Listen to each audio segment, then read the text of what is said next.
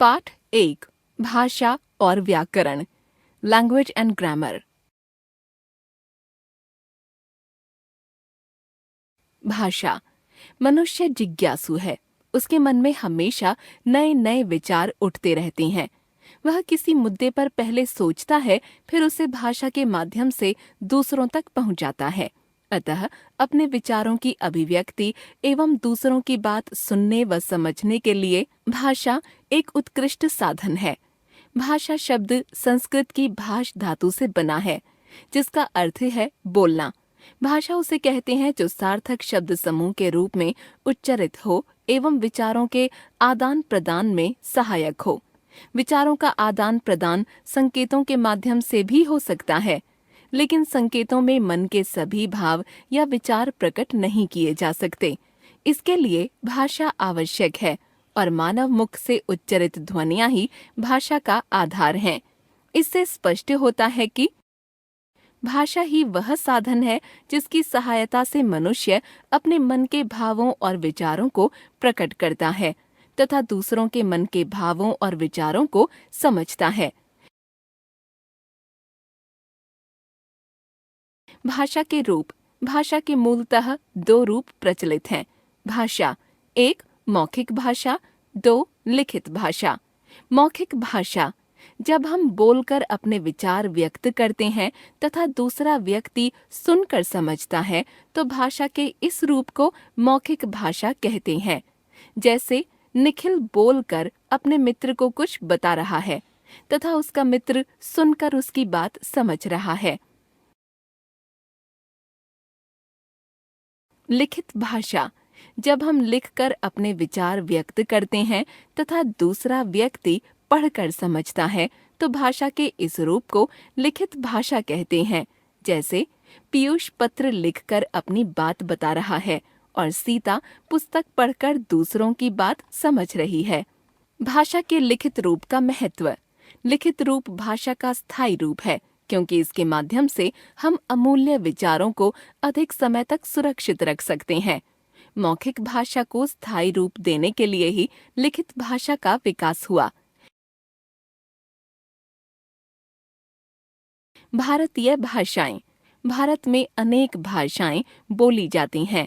भारतीय संविधान की 8वीं अनुसूची में 22 भाषाओं को भारतीय भाषा के रूप में स्वीकृति प्रदान की गई है, जो निम्नलिखित हैं: असमिया, ओडिया, कन्नड़, कश्मीरी, कोंकणी, गुजराती, तमिल, तेलुगु, नेपाली, पंजाबी, बांग्ला, मणिपुरी, मराठी, मलयालम, संस्कृत, सिंधी, बोडो, मैथिली, संथाली, डोगरी, उर्दू और हिंदी।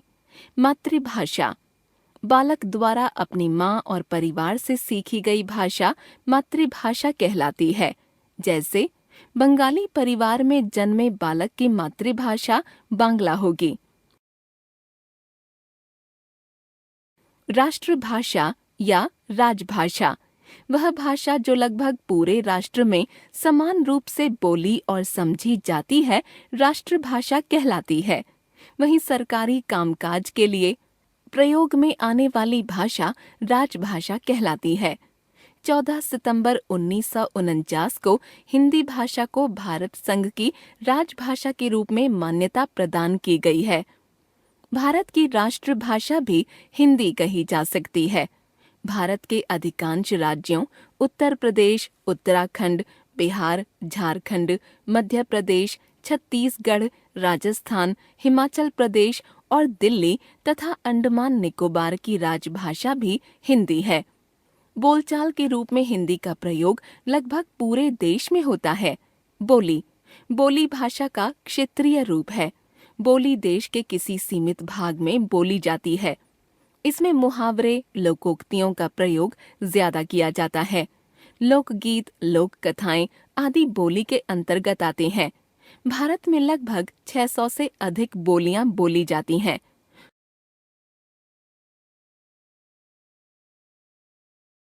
उपभाषा। उपभाषा का अर्थ है भाषा का छोटा रूप। उपभाषा का प्रयोग बोली की तुलना में बड़े क्षेत्र में तथा भाषा के मुकाबले में छोटे और सीमित क्षेत्र में होता है।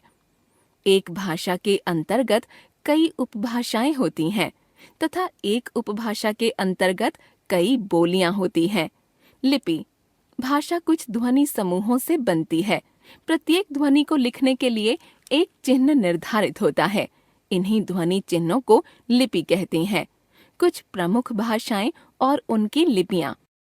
भाषा लिपि हिंदी, संस्कृत, मराठी, कोंकणी, देवनागरी, पंजाबी, गुरमुखी, बांग्ला, बांग्ला, उर्दू, अरबी, फारसी, मलयालम, मलयालम, अंग्रेजी, फ्रेंच, जर्मन, रोमन, जापानी, कांजी, काना, मंदारिन, चीनी, चित्रलिपि।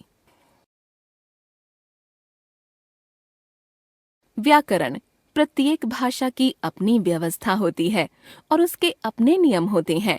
भाषा की इस व्यवस्था और नियमों को ही व्याकरण कहते हैं। व्याकरण के द्वारा भाषा के शुद्ध और अशुद्ध रूपों की पहचान होती है। इसी के माध्यम से हम भाषा का मानक प्रयोग सीखते हैं। भाषा के शुद्ध अशुद्ध रूप का ज्ञान कराने वाले शास्त्र को व्याकरण कहते हैं। व्याकरण के अंग। व्याकरण के मुख्यतः 3 अंग होते हैं।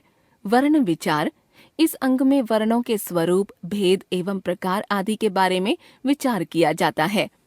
शब्द विचार, इस अंग में शब्दों के स्वरूप, भेद, प्रकार, लिंग एवं वचन आदि के रूप के बारे में विचार किया जाता है।